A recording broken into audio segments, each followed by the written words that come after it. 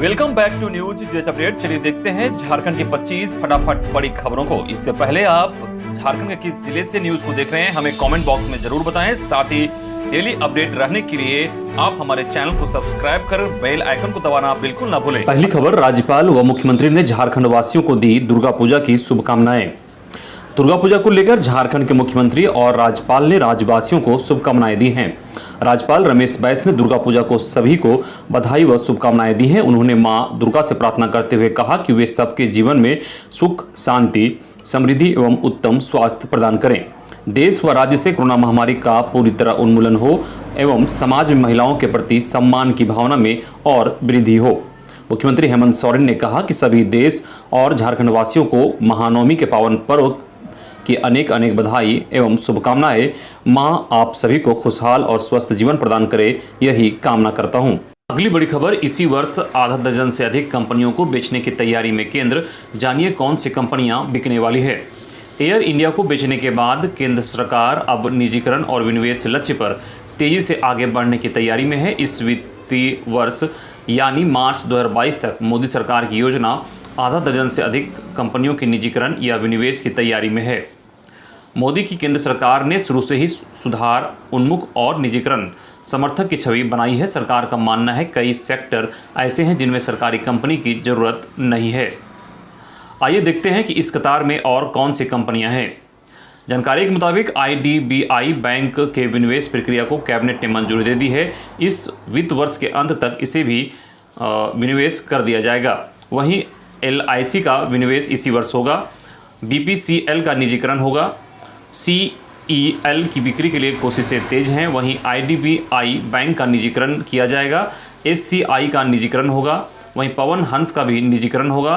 नीलांचल इस्पात निगम का भी निजीकरण की तैयारी में केंद्र सरकार है। BEML का विनिवेश करने की तैयारी में केंद्र सरकार है। अगली खबर, झारखंड कोरोना अपडेट। राज्य में पिछले 24 घंटे में मिले 11 नए कोरोना संक्रमित।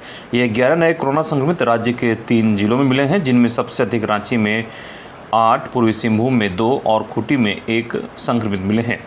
वहीं पिछले 24 घंटे में राज्य भर में 7 मरीज स्वस्थ होकर घर लौटे हैं, जिनमें पूर्वी सिंहभूम से 4, रांची से 2 और पश्चिमी सिंहभूम से 1 कोरोना संक्रमित ठीक होकर घर लौटे हैं।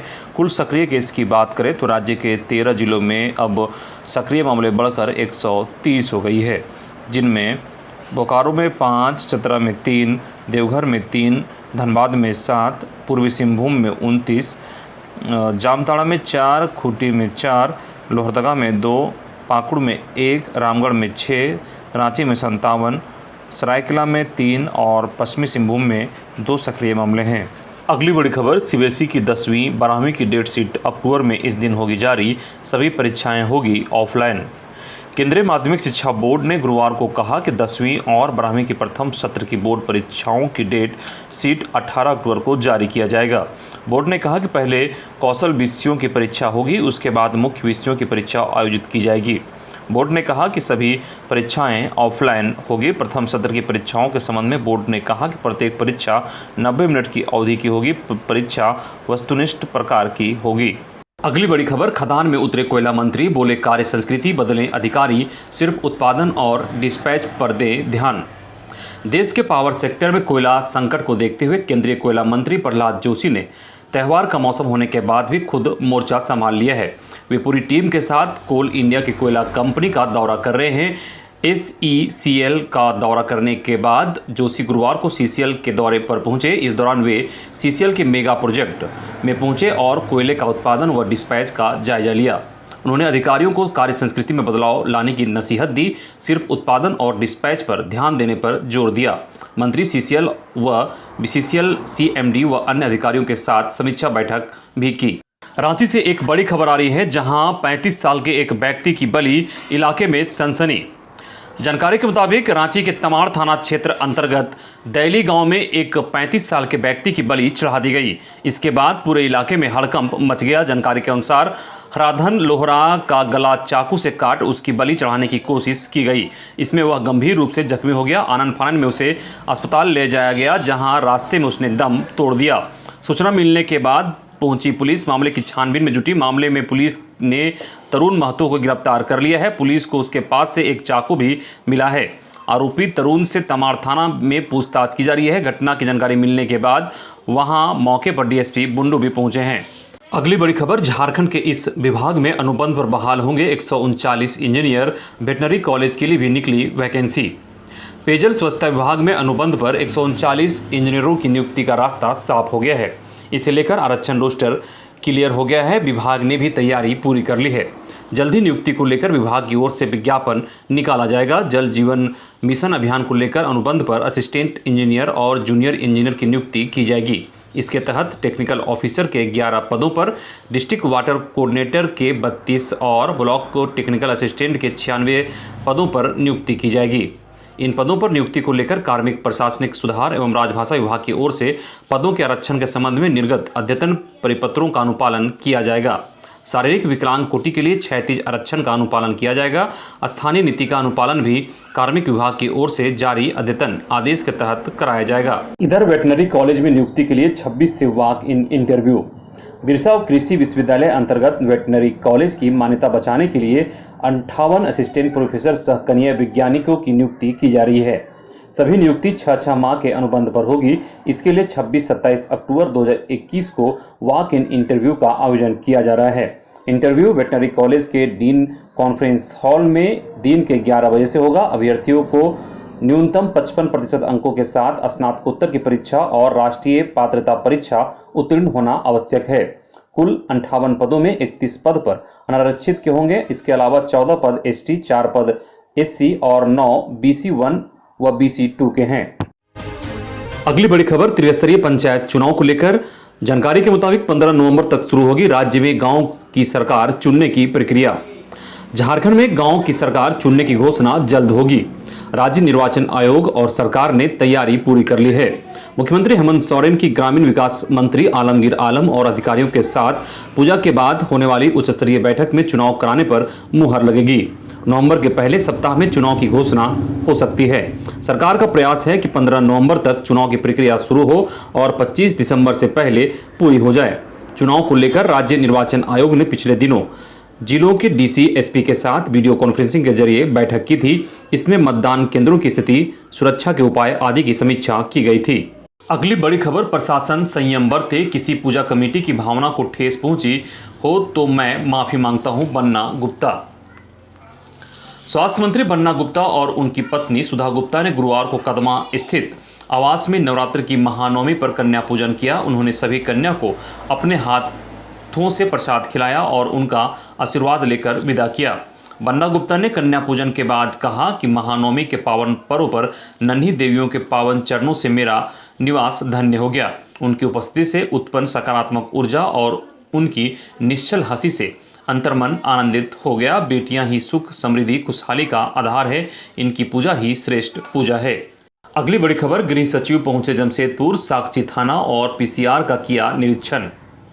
झारखंड के गृह सचिव राजू अरुण एक्का दुर्गा पूजा के बीच गुरुवार की दोपहर जमशेदपुर पहुंचे। यहां पहुंचने के बाद उन्होंने साक्षी थाना और साक्षी महिला थाना, police control room, Covid control room, dial 100 facility एवं CCTNS फैसिलिटी का जायजा लिया। इस दौरान थानों को सुचारू रूप से संचालन एवं फरियादियों की समस्या के समाधान में तत्परता बरतने का निर्देश दिया। निरीक्षण के दौरान गृह सचिव ने थानों में दर्ज मामलों की अद्यतन स्थिति जानी। साथ ही पुलिसकर्मियों को तकनीकी विशेषज्ञता हासिल करने पर जोर दिया। अगली बड़ी खबर जमशेदपुर से है, जहां सभी पूजा समितियां जिला प्रशासन के माफी मांगने तक मूर्ति विसर्जन नहीं करेगी।